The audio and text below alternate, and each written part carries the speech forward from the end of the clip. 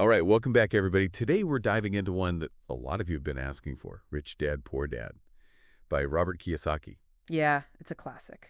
It is, and I think a lot of you are probably already familiar with it, at Mm, least, the basic ideas. for sure. But what we want to do today is really kind of look for those hidden gems, the stuff that you might not have picked up on a first read, or maybe you read it a while ago and you're like, oh, what was that thing again? Yeah. So one of the things that really grabbed me right from the start was this whole two dads idea. Yeah, it's such a great hook. Yeah, the fact that he grew up with basically two contrasting perspectives on money. Mm-hmm. Like his biological father, who was, kind of the traditional get a good job, work hard, save your money. Right, the safe route. Yeah.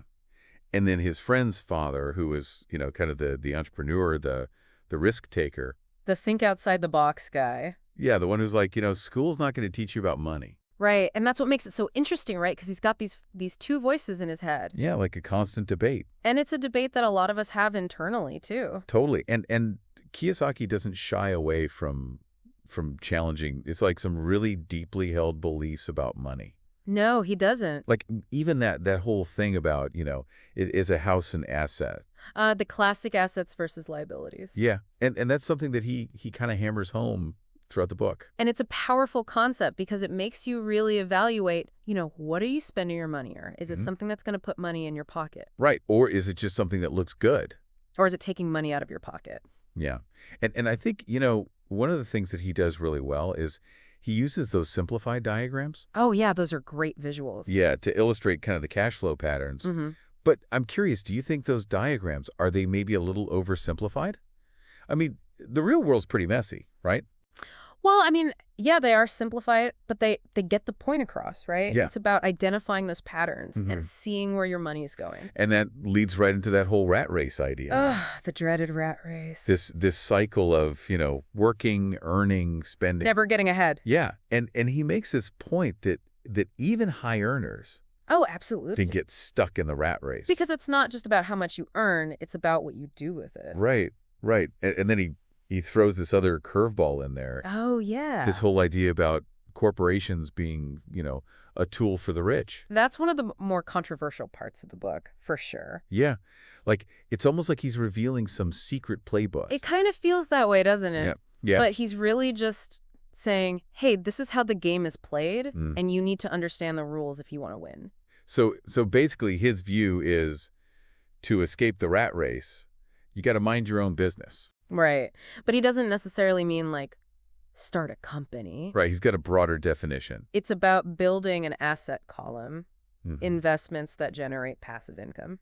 Okay. So that could be real estate. It could be stocks. Could be intellectual property. Mm-hmm. Anything that puts money in your pocket without you having to trade your time for it. Okay. That all sounds great in theory. Right. But, I mean, if it's so easy, why isn't everyone financially free?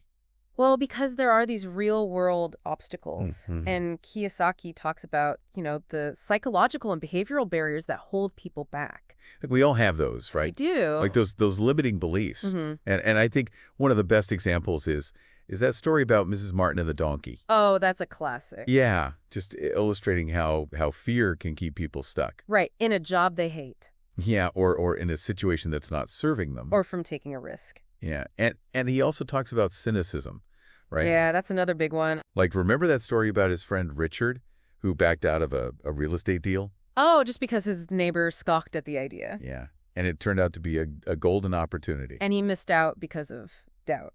Yeah, oof. Yeah. But he's not just about mindset, right? He also emphasizes practical skills, Absolutely. like learning to analyze deals, making smart investments. You got to have the knowledge. You Yeah. can't just rely on, blind faith or luck. Right, right. And he talks a lot about continuous learning, Yeah, he's a big believer of that. seeking out mentors. Finding people who've already done what you want to do. Yeah. It's almost like he's saying, you don't know what you don't know. Right. And that can be scary, but it can also be exciting. Yeah, it opens up a whole world of possibilities. Mm-hmm. But, I think there's also this other piece that's really interesting to me. What's that? Kiyosaki, he also talks about generosity. Yes. Giving back. Yeah. And it's not just like, be a good person. Right. He actually connects it to financial success. He sees it as part of the whole cycle of abundance. Right? Like, it's almost like he's saying the more you give, the more you receive. Yeah. And it's not just about money. Yep. It's about time, energy, knowledge. Yeah. So, okay, that was kind of a whirlwind tour of some of the major themes. Right. Where do we go from here? Well, let's get into the specifics. Like, how do we actually build that asset column?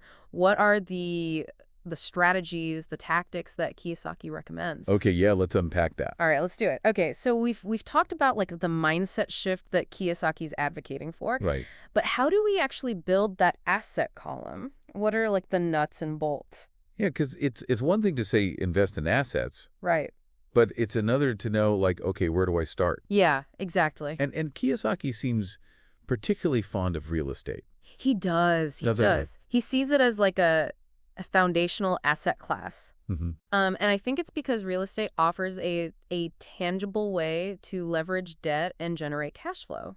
He's all about using debt strategically, isn't he? Mm-hmm. Which seems like counterintuitive to a lot of traditional financial advice. Yeah, it goes against the grain, but Yeah. but his argument is that most people use debt to buy liabilities, Right. things that lose value. Cars, boats. Exactly. He's saying use debt to acquire assets that appreciate and generate income. Like that story he tells about buying a small condo in foreclosure, Oh yeah, like for a steal, for pennies on the dollar. and then flipping it for like a huge profit when the market when the market came back up. Yeah. Yeah, he makes it sound like so simple. Right. But he does stress the importance of due diligence and Mhm. understanding market cycles. Yeah. It's not about gambling. It's about calculated risk-taking. And having the guts to act when everyone else is panicking. Yes. Right. Being greedy when others are faithful.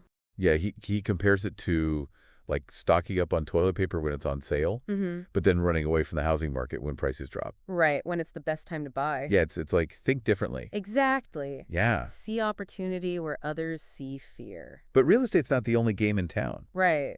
He also talks about the stock market, Yeah. particularly like investing in small kind of speculative companies. That's where the big returns can be. Yeah, high risk, high reward. Right, but also high risk of losing everything. Yeah, I mean, he claims to have turned 25 grand into $1 million in like less than a year. Yeah, some of his stories are pretty out there. Right. But he is transparent about the risks. He does say like don't try this at home. Yeah, this is not for the faint of heart. Yeah. It requires knowledge, experience, and a strong stomach. It makes me think of that quote, it's not about timing the market, it's about time in the market. Yeah, that's a good one. Kiyosaki seems to be all about like playing the long game, Mm-hmm. but also being able to seize those like fleeting opportunities when they come up. And that's why he stresses developing your financial intelligence. Right. So you can recognize those opportunities. Like his friend who bought that rundown house. Oh, yeah.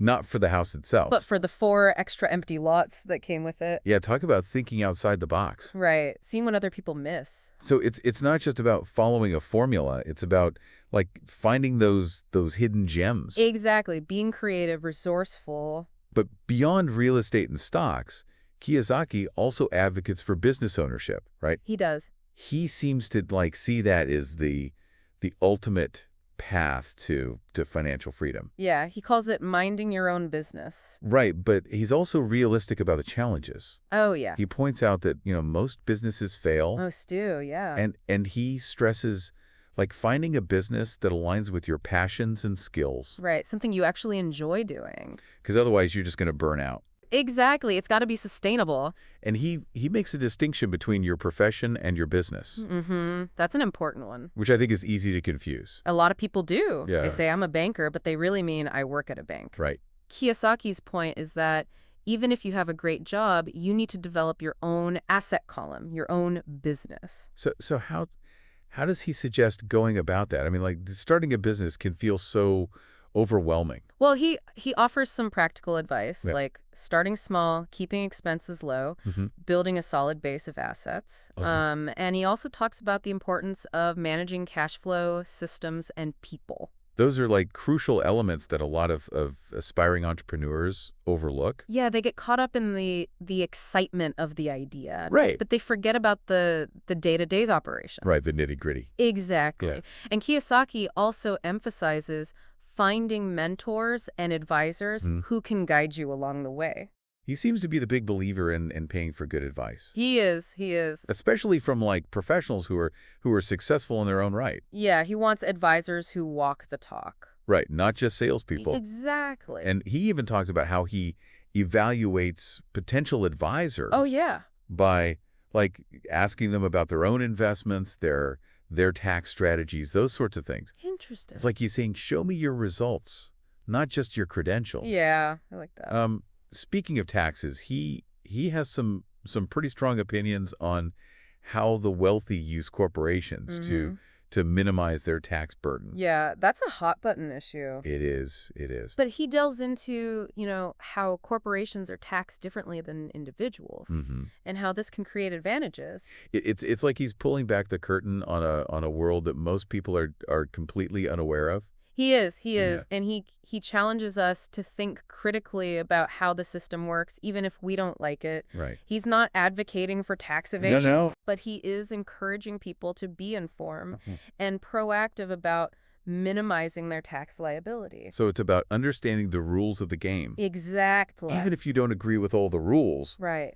But beyond like the specific strategies, Kiyosaki also spends a lot of time talking about the mindset and habits Yeah, that are crucial for financial success. absolutely. It's not just about like the mechanics. Oh, no, it's the inner game. It's about overcoming fear, cynicism, laziness, even arrogance. It's funny because he uses those stories, those analogies, Oh, yeah. to really like drive these points home. They're so memorable. Like the story of Mrs. Martin and the donkey. Right, trapped by fear. Yeah, so easy to get caught in that trap. We've all been there. Yeah. Or the story of Richard, who lets doubt and the opinions of others Mhm. prevent him from taking advantage of a great deal. Those are like cautionary tales, right? Yeah, reminding us that our mindset can really sabotage us.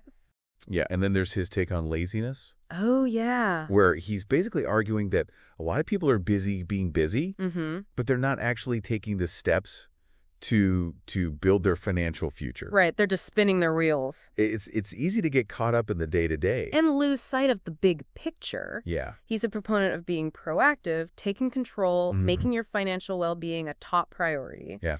And he emphasizes the power of paying yourself first, Right. even if it means making sacrifices. So it's about like shifting your mindset Mhm. from scarcity to abundance. Yeah, believing that you deserve to be wealthy. And that ties into his emphasis on continuous learning, right? Absolutely. He's a voracious reader, He is. and he seems to believe that like education is more valuable than money in the long run. Knowledge is power. Yeah. And he encourages people to invest in their financial education, whether it's through books, seminars, mentors. Mhm. And he also stresses learning from your mistakes. Right, seeing failure as a stepping stone. Yeah, not the end of the world.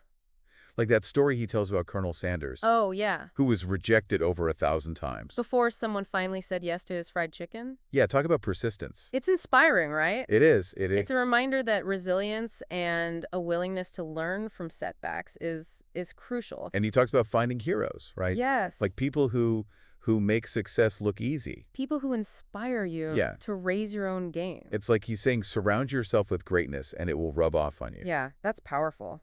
Now, finally, let's circle back to Kiyosaki's emphasis on giving. Okay.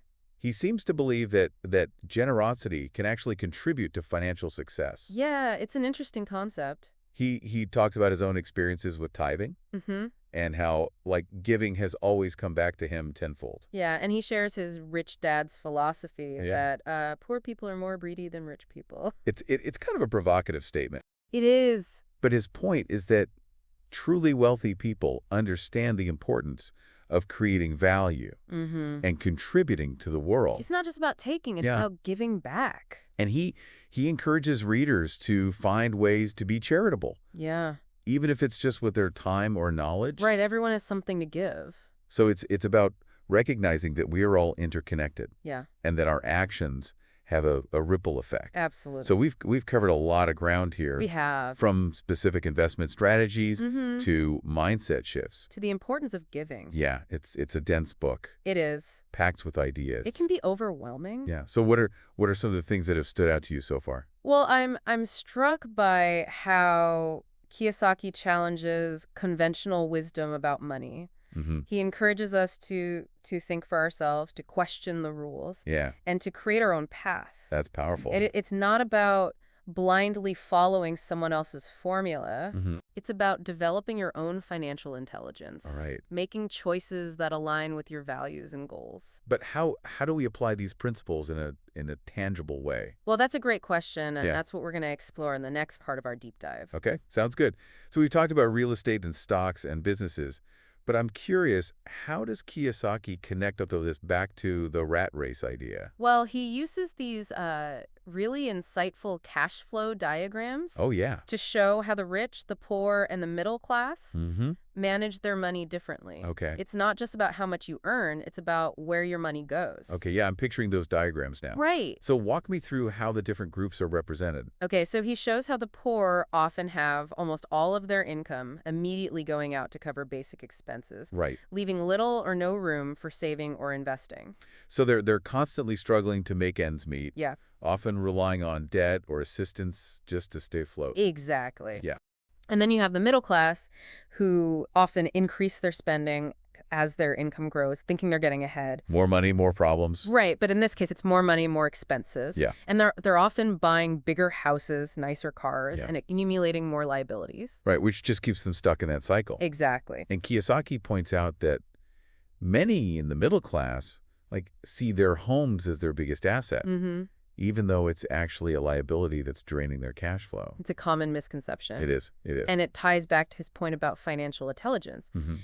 The rich, according to Kiyosaki, prioritize building their asset column first. Okay. They invest in things that generate passive income, Okay. allowing their money to work for them. So their cash flow is structured differently. Right. They have income coming in from their assets, Mm-hmm. which covers their expenses and allows them to reinvest, Right. further growing their wealth. Yeah. It's a positive feedback loop. It is. It is. It all comes back to understanding the power of cash flow Mm-hmm. and making conscious choices about where your money goes. But let's be honest, this isn't like easy stuff. No. Kiyosaki himself says that becoming financially free requires effort Discipline. and a willingness to learn. Absolutely. He's very upfront about that. There's no magic bullet. There isn't, yeah. He also emphasizes the importance of surrounding yourself with the right people, Mm. finding mentors who've already achieved what you aspire to. And taking action, even if it's just small steps at first. Yeah, just get started. I remember him saying, you don't need to be rich to invest, but you do need to invest to be rich. That's a good one. It's a good one, right? It reminds us that we all have the power to shape our financial future, Mm. regardless of our current circumstances. So as we wrap up this deep dive, what are your key takeaways? What will you do with this knowledge?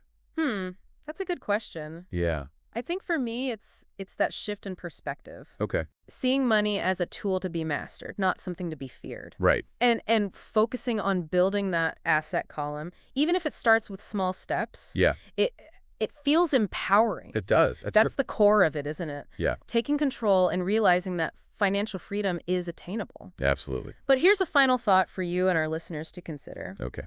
Kiyosaki emphasizes finding your passion Mm-hmm. and aligning it with your business. Right. But what if your passion isn't about making money? Oh, interesting. What if it's about something else entirely? Okay. Can you still use these principles to create financial freedom Mm-hmm. while pursuing your passions? That's such an intriguing question. It is. It is. It's about finding that intersection Yeah, where your passions and your financial goals can coexist, exactly. and realizing that true wealth might not be about having a lot of money, Right. but about having the time and resources to pursue what truly matters to you. Well said. Thanks for diving deep with us today into Rich Dad, Poor Dad. It's been a pleasure. We've covered a lot. We have. But hopefully it's sparked some new ideas and inspires some action. Remember, knowledge is power, and the journey to financial freedom starts with a single step. That's a great point to end on. All right. Thanks, everyone, for listening.